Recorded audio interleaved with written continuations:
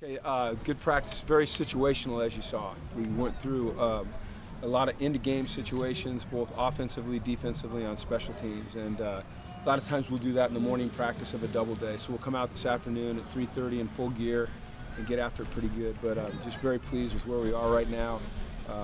For our first time going through a lot of the end-of-game situations that can become very, very critical in a season if they come up. They were locked in, they understood it, and I think that's the function of having a veteran quarterback, a group of guys that listen, and a group of coaches that coach it well. So let's continue to like the way we're headed. I like the attitude. We're staying healthy. Theo still nursing his hamstring a little bit. We're going to keep him out of practice today, and then he should be good to go Monday morning up in San Bernardino. Paco's making a lot of progress. Marcus Moore, don't look for him anytime soon, just with the back. And other than that, we're rolling. So it's real good, real positive. Mike's been gone the last 2 days. Yes, he has.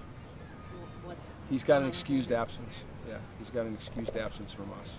Is there any chance he's left the team? He's got an excused absence from us.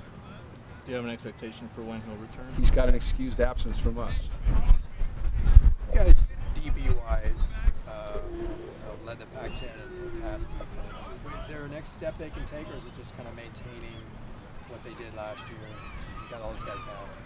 You know what? That's a great question because we did lead it, but and I like to say glass is half full, but I think you have to take a look at things critically. And a lot of people have said, and I've said that one of the reasons we were so good against the pass is that everyone ran the ball on us. What I didn't realize is that we had the third most pass attempts against us in the Pac-12. So that indicates to me that we were, that was a legitimate ranking. But we've got to be able to win like the Washington State game. So that's the step we have to take, in my opinion. Close things out. That's the step we have to really take, in my opinion, to really reach that elite status. I'm pleased with the direction we're going.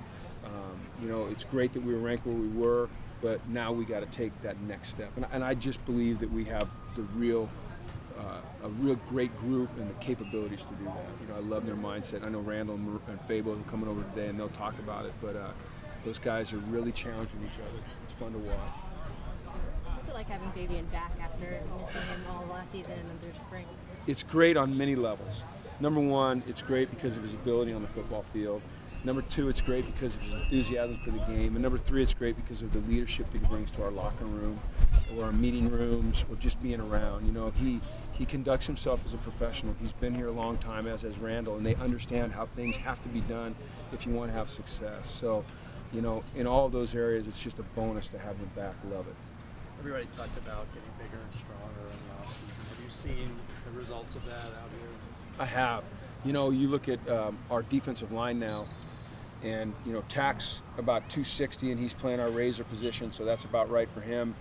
And at the other side, you've got Matt Dickerson at about 290, and then Eddie and Ely are both hovering around 322, 323, 324, right in that area.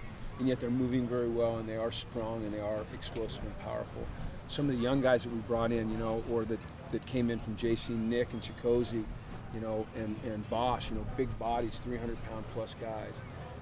Offensive line, Quiz is at 318. The tackles or the guards are around 305. The tackles are 310. So yeah, I do see that. Plus at the linebacker position, I see it as well. So, that's what we need to be able to do is get big up front, stay athletic, have the endurance to play the way we want to play, and continue to do that through the season. Every day we weigh them in and we weigh them out. They're doing a great job with their recovery and their hydration, and they're eating right. So we're not losing a lot right now, so I'm pleased. How's that middle linebacker competition between Isaac and Kenny going so far? Close. It's great. And it's not just Kenny and Isaac, it's Kenny and Isaac and LaKenny. He's really played himself into that spot, into the competition, I should say. For a young guy, he has tremendous awareness, tremendous grasp of the defense.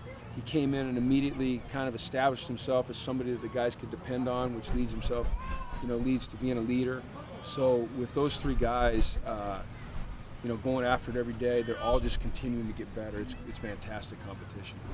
Have you seen the weather forecast for San Bernardino next week. No, what is it? First 2 days, 106. Really? Awesome. You guys will be over in the shade. Now, you know what? We're excited to go to San Bernardino. It's been great to be here, and we'll be back. But for us to be able to go up there for 6 days, and they've just done an amazing job for us up there. The facilities are fantastic. The food is good. The fields, we have a lot of field space. We're on grass, which I think we need to get on grass for a while. You know, the heat will be a challenge. It'll be a challenge for us to continue the momentum that we've established so far, but I think we're looking forward to that opportunity. Do you have to alter things if it is 106, or the way you approach your practices? No, because we practice, you know, a 2-a-day is morning and then like 5:45, so it's starting to cool down. A 1-a-day is 3:30, and that's, you know, we want it to be intense. The thing that we are very aware of all the time is just, you know, heat exhaustion. You know, you guys remember when Corey Stringer died, you know, with the Minnesota Vikings, and up until that point, people hadn't paid a lot of attention to, you know, the conditions, the heat. And I was in the NFL at the time, and we all had to take courses on, you know, recognition of heat exhaustion and heat-related illnesses. And so that's something that we're always very, very aware of. We've got the cold tub set up. We've got paramedics on site. You know, we're very tuned in to where our players are. We'll give them more water breaks, but in terms of like the work, we're going to work. In what ways do you think just 1 week in San Bernardino will help, instead of maybe 2, where maybe in that second week guys are a little bit worn down? See, that's a great question too, and you're hitting the nail right on the head. Is what I found is that last year it felt like we were kind of measuring ourselves a little bit. Guys were measuring themselves to get to that second week and get through it. And so now we can go out there for 6 days, have 9 intense practices, and say there's nothing to save yourself for. Let's just go. And then we're coming back to UCLA. So from a mental standpoint, emotionally, I think it's really going to help us. You know, it becomes, you really don't want it to become a drag. You know, you want them to approach every day with kind of a sharpness and a freshness and an enthusiasm. And I think what was happening is that, like you said, it was just bogging us down. So that's why we made the change. Do you foresee, I know you haven't gone through it yet, so you don't know fully, but keeping this kind of routine first week here, the second week there, years to come? I thought about it a little bit. I think when we get back, I can answer that question much more completely. My gut feeling is that I want to go out there because I think it's a little bit of a test. But I also know we're building this amazing new facility.